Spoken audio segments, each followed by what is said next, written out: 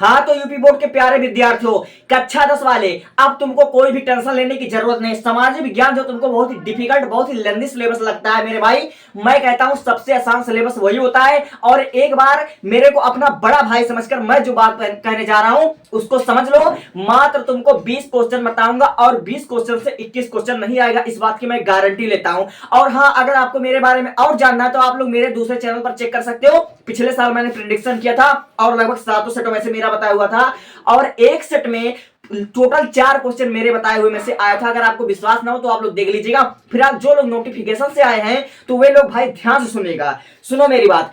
केवल आपको पूरे समाज विज्ञान का इतिहास, नागरिक शास्त्र, अर्थशास्त्र, भूगोल, तीनों चारों का मैं एक साथ वीडियो लेकर आया हूं। आपको कोई कंफ्यूज नहीं करने वाला हूं, ठीक है। तो सबसे पहले मैं जो कह रहा हूं उसको आंख बंद करके, अभी 20 दिन का टाइम है और 20 क्वेश्चन है, एक एक प्रश्न डेली पढ़ो, गारंटी के साथ तुम्हारा 100 में 100 आएगा। और एसएसटी बहुत ही समझ लीजिए लेंथी सिलेबस होता है, लेकिन बहुत ही समझ लीजिए इंक्रीजिंग नंबर होता है, बहुत ही ज्यादा नंबर इसमें उठता है।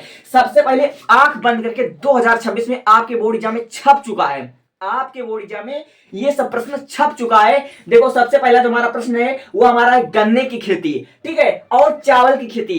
2026 में 2 से 3 सेट में आपको गन्ने की खेती, चावल की खेती, उत्पादन की भौगोलिक दशाएं, तापमान, सब कुछ आपको देखने को मिलेगा। ये आपके बड़े भाई की गारंटी है, ठीक है। गन्ना चावल उत्पादन की भौगोलिक दशाएं, ये 100% आपको देखने को मिलेगा। और फिर उसके बाद आप लोग आ जाइए इसमें, आप लोगों का जो नागरिक शास्त्र में संघवाद क्या है, संघवाद व्यवस्था क्या है, सब कुछ आपको लिखने को आएगा। ये सब लॉन्ग क्वेश्चन है, मैं गारंटी के साथ दावा कर सकता हूं ऐसा ही आएगा। तो संघवाद क्या, संघवादी व्यवस्था। फिर उसके बाद आपको पहले चैप्टर में, इतिहास के पहले चैप्टर में आपको कुछ भी उलझने की जरूरत नहीं, पहले चैप्टर से आपका एक भी क्वेश्चन नहीं आता है, इस बात को आप लोग ध्यान दीजिएगा। यानी कि अब आपको एसएसटी में आना है आपके इतिहास के दूसरे सब्जेक्ट में, मतलब दूसरे चैप्टर में जितने भी आपके इंपॉर्टेंट क्वेश्चन है, जैसे महात्मा गांधी के आंदोलन, तो महात्मा गांधी द्वारा चलाए गए कम से कम आपको 3 आंदोलन तो पढ़ ही लेना है। जैसे आपका सविनय अवज्ञा आंदोलन का, दांडी मार्च हो गया, असहयोग आंदोलन हो गया, जितना भी गांधी जी का आंदोलन है सब कुछ पढ़ लीजिएगा।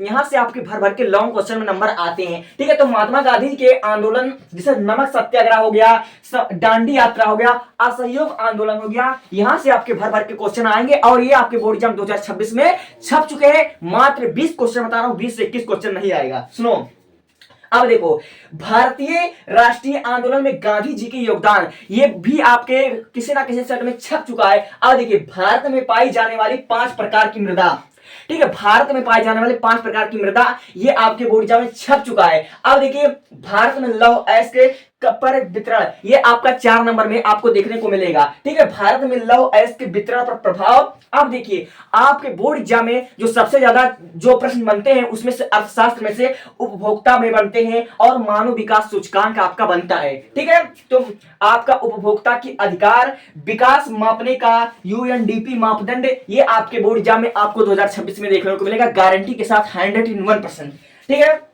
अब देखो, मानव विकास सूचकांक क्या है, तो विकास की धारणता, ये सब आपके बोर्ड एग्जाम में आपको देखने को मिलेगा। और जो सबसे मोस्ट इंपॉर्टेंट क्वेश्चन है, ये सब प्रश्न आपके बोर्ड एग्जाम में छप चुका है, ठीक है। देखो, सकल घरेलू उत्पाद क्या होता है, जेडीपी आपका हो गया, ग्रामीण रोजगार गारंटी, मनरेगा 2005, ये सब क्वेश्चन आपके बोर्ड एग्जाम में छप चुका है।